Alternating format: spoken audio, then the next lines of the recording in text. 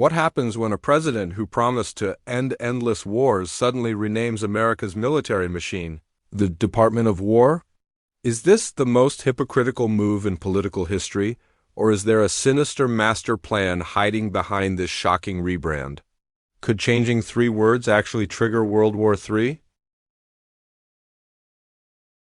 And why are military insiders both terrified and excited about what this really means?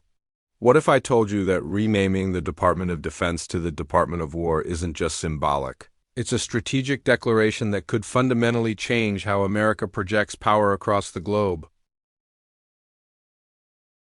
What if this simple rebranding is actually the first step in the most aggressive foreign policy shift since World War II? And what if the real reason behind this change is so shocking that even Trump's closest advisors are divided on whether it's genius or madness? But here's the twist that will blow your mind. What if Trump's Department of War isn't about starting more conflicts, but about ending them so decisively that America's enemies will surrender before the first shot is fired? What if this apparent contradiction between ending wars and embracing a warrior ethos is actually the most brilliant psychological warfare strategy ever conceived? To understand the seismic implications of Trump's rebranding, you need to know the shocking history behind these names and why changing them back represents a fundamental shift in American military philosophy that could reshape global geopolitics. The original Department of War existed from 1789 to 1947, nearly 160 years of American history. It was created by the same founding fathers who designed our Constitution, and it oversaw America's rise from a collection of colonies to a global superpower. Under the Department of War, America won the Civil War, both world wars, and established itself as the dominant military force on Earth. For 77 years, every American military action from Korea to Vietnam, from Iraq to Afghanistan, has been conducted under the banner of defense. Even our most controversial interventions have been justified as defensive measures to protect American interests or allies. Now, Trump is reversing nearly 8 decades of strategic philosophy with a single executive order. By bringing back the Department of War, he's not just changing letterhead, he's declaring that America's military is no longer primarily defensive. We're going back to a warrior mentality focused on decisive victory rather than prolonged engagement. But here's the twist that nobody saw coming. This isn't actually Trump's idea. Military historians and strategic planners have been quietly advocating for this change for years, arguing that the Department of Defense mindset has led to decades of indecisive conflicts and strategic failures. They believe that by embracing a warrior ethos, America can actually achieve peace through strength more effectively than through defensive deterrence. The reaction inside the Pentagon to Trump's Department of War announcement has been anything but uniform, and the divisions reveal shocking splits within America's military leadership that could have profound implications for how this transformation unfolds. Sources within the Pentagon describe a building literally divided into camps. Senior officers who lived through decades of forever wars in Iraq and Afghanistan are reportedly excited about the prospect of returning to a more decisive military doctrine. These veterans argue that the Department of Defense mentality led to rules of engagement that prevented clear victories and prolonged conflicts unnecessarily. But here's the first major twist. The opposition isn't coming from dovish officers who prefer diplomacy. It's coming from some of the military's most hawkish leaders, who are concerned that the Department of War branding could actually constrain American military options. These critics argue that calling it the Department of War creates expectations of quick, decisive military action that might push future presidents into conflicts before diplomatic solutions are exhausted. They worry that the new branding could box America into an all-or-nothing approach that eliminates the flexibility that has allowed the U.S. to manage multiple global commitments simultaneously. There's also a bureaucratic earthquake happening that few people realize. The Department of Defense employs over 3 million people to 1.4 million active military personnel and 1.6 million civilians and contractors. Rebranding this massive organization isn't just about changing signs and letterheads. It requires updating millions of documents, rewriting thousands of regulations, and potentially restructuring the entire organizational culture. The cost estimates for this rebranding are staggering, and they reveal the second major twist. Internal Pentagon assessments suggest the complete transition could cost between $500 million and $2 billion, depending on how extensively the changes are implemented. This includes everything from new uniforms and insignia to updated IT systems and building modifications. But here's what's really shocking. Some military contractors are already positioning themselves to profit from this transition, while others are concerned about how contract language will be affected. Defense contractors have decades of agreements that specifically reference the Department of Defense. Changing this could trigger legal complications worth billions of dollars. Military families are also grappling with unexpected implications. Military spouses are concerned about how the name change will affect everything from school enrollment documents to medical benefits. The families of service members have built their identities around serving in the Department of Defense. Shifting to a Department of War creates psychological and practical challenges that the administration apparently didn't anticipate. The international reaction to Trump's Department of War announcement has been far more dramatic and consequential than most. Americans realize, and it's already reshaping, diplomatic relationships in ways that could determine America's global influence for decades. NATO allies are privately expressing alarm that goes far beyond normal diplomatic concerns. European intelligence sources suggest that several key allies are questioning whether the name change signals a fundamental shift in American military doctrine that could affect mutual defense commitments. The concern isn't that America is becoming more militaristic, it's that America might be signaling a move away from the collaborative, multilateral approach that has defined Western military cooperation since World War II. But here's the first international twist. Some allies are actually supportive of the change. Polish and Baltic state officials have reportedly expressed private approval, viewing the Department of War branding as evidence that America is serious about confronting Russian aggression. These frontline NATO members have been frustrated with what they see as overly cautious American military posture under the Department of Defense framework. The reaction from adversaries is even more revealing. Chinese military publications have already begun analyzing what the name change might mean for China military competition. Chinese strategists appear to be interpreting the move as evidence that America is preparing for more aggressive military competition in the Pacific, and they're adjusting their own military planning accordingly. Russian officials have been surprisingly quiet about the announcement, which intelligence analysts find suspicious. Some experts believe Russia views the Department of War rebrand as primarily symbolic and doesn't expect it to change actual American military capabilities. Others worry that Russian silence indicates they're using the transition period to advance their own strategic objectives. While America is focused on internal reorganization, but here's the most shocking international twist: several Middle Eastern allies have reportedly reached out to Chinese and Russian officials to discuss alternative security arrangements in case the Department of War signals American withdrawal from regional commitments. These allies are interpreting Trump's move as potentially isolationist rather than aggressive, the exact opposite of what the administration intended. The economic implications are also ripple through global markets in unexpected ways. Defense contractors with international partnerships are scrambling to understand how the name change will affect their relationships with foreign militaries. Some international arms deals are being delayed while lawyers review contract language that specifically references cooperation with the Department of Defense. Foreign military training programs are facing particular complications. The U.S. has thousands of foreign military officers training in American institutions under Department of Defense agreements. These programs will need to be restructured, and some foreign governments are questioning whether the Department of War branding is compatible with their own defensive military doctrines.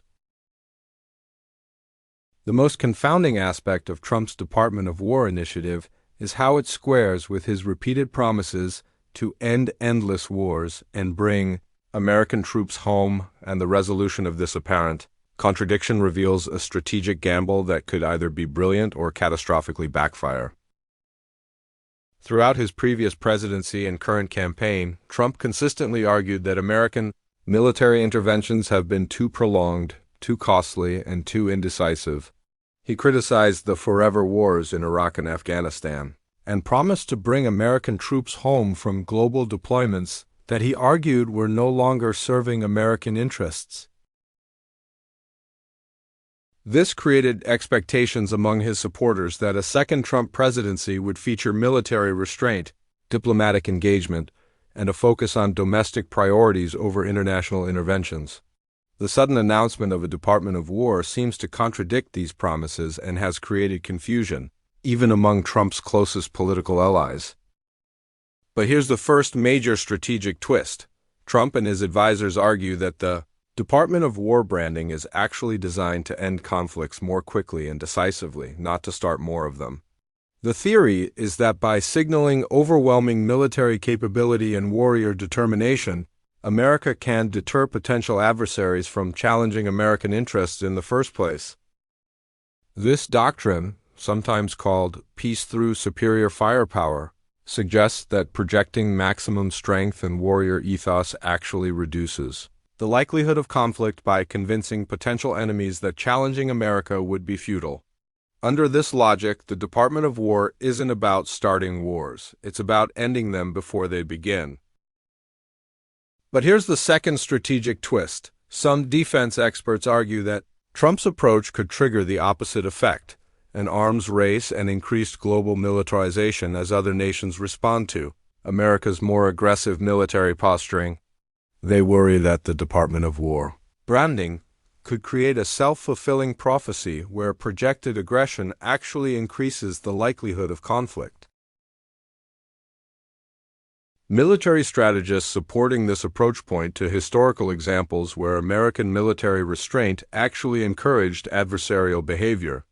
They argue that the Department of Defense mindset convinced enemies that America was reluctant to use its full military capabilities, which emboldened challenges that led to prolonged conflicts. The implementation of this strategy also reveals internal contradictions within the Trump administration. While the Department of War suggests increased military assertiveness, Trump has simultaneously promised to reduce military spending and bring troops home from overseas deployments. These goals appear fundamentally incompatible, and it's unclear how the administration plans to resolve this tension. Beyond the strategic and political implications, Trump's Department of War initiative represents a fundamental attempt to reshape American military culture, and the resistance and support it's generating reveals deep divisions within the military community that could affect combat effectiveness and recruitment for years to come. The modern American military has developed a professional culture that emphasizes precision, restraint, and adherence to international law. This culture emerged partly from the lessons learned during Vietnam and has been reinforced through decades of counterinsurgency, operations that required winning hearts and minds rather than simply defeating enemy forces. Military education at institutions like West Point, the Naval Academy, and the Air Force Academy has increasingly emphasized ethical leadership, cultural sensitivity, and the responsible use of force. Officers are trained to see themselves as guardians of American values, not as warriors seeking to dominate enemies. The Department of War branding challenges this cultural evolution and calls for a return to what Trump calls a warrior ethos that prioritizes victory over restraint. This shift has created passionate debates within military ranks about what it means to serve in the American armed forces. Here's the first cultural twist. Some of the strongest support for the warrior ethos comes from enlisted personnel and junior officers who have served multiple combat deployments in Iraq and Afghanistan. These veterans argue that overly restrictive rules of engagement prevented them from achieving decisive victories and unnecessarily prolonged conflicts that claimed the lives of their fellow service members. These supporters see the Department of War branding as validation of their combat experience and as recognition that American military power should be used decisively when deployed. They argue that the Department of Defense mentality created a risk-averse culture that hampered military effectiveness.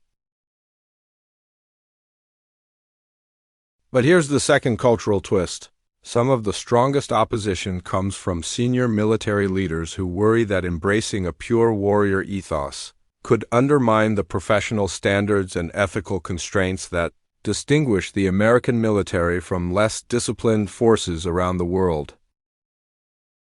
These critics argue that the American military's reputation for professionalism and restraint has been a crucial source of soft power that allows the U.S. to maintain alliances and international legitimacy. They worry that the Department of War branding could damage this reputation and make it harder to work with allies who prefer America's more restrained military approach. The generational divide within the military is particularly striking. Older officers who remember the Cold War tend to see the Department of War as a return to a more straightforward era of military competition. Younger officers who have served primarily in counterinsurgency operations are more divided, with some embracing the warrior ethos and others concerned about losing the cultural competency skills they've developed. While most attention has focused on the strategic and political implications of the Department of War rebrand, the economic consequences could be far more significant and disruptive than anyone anticipated, and they reveal how this simple name change could reshape entire industries and affect millions of American jobs. The direct costs of rebranding are staggering enough.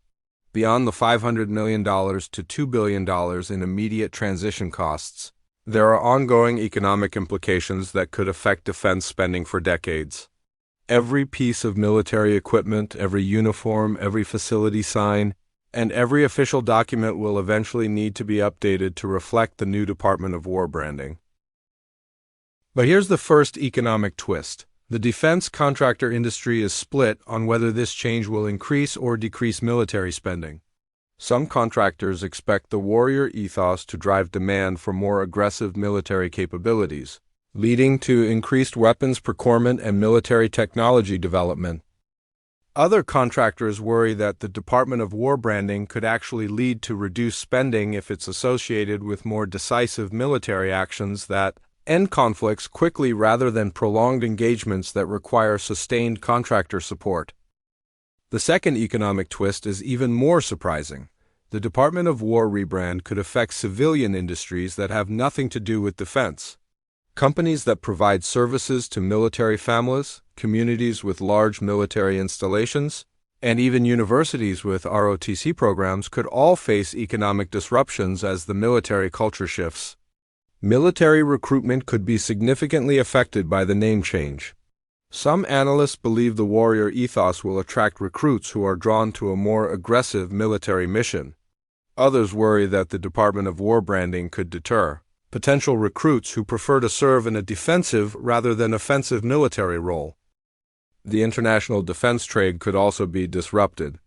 American defense companies have built relationships with foreign militaries based on the Department of Defense framework of collaborative security. The Department of War branding could complicate these relationships and affect billions of dollars in international arms sales.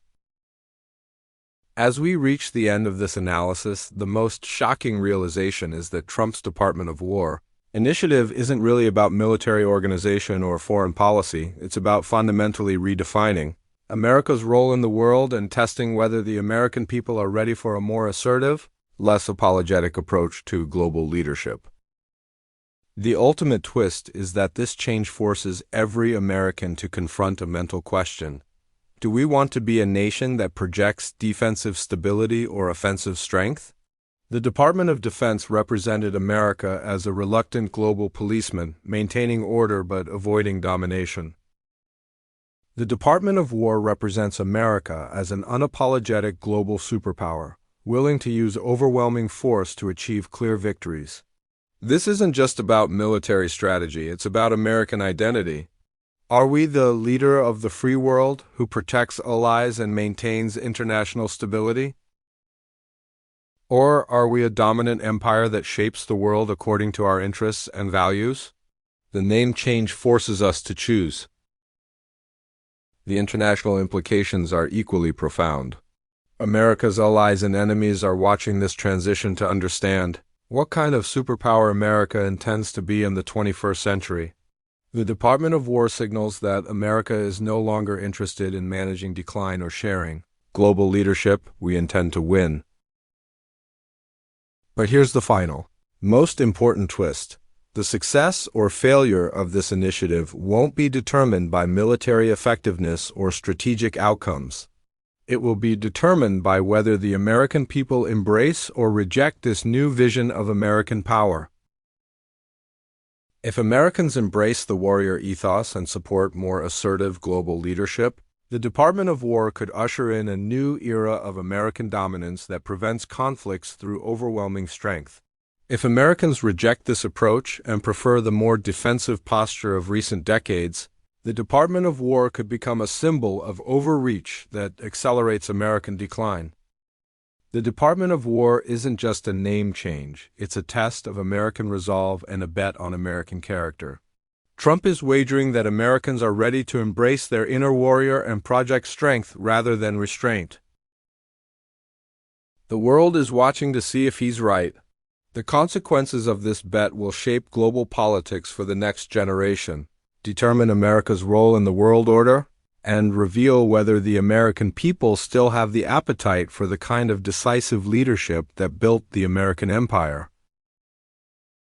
The Department of War represents the most significant shift in American military philosophy since the end of World War II. Whether it leads to a new American century or accelerates American decline depends entirely on how the American people choose to answer the fundamental question it poses: are we ready to be warriors again?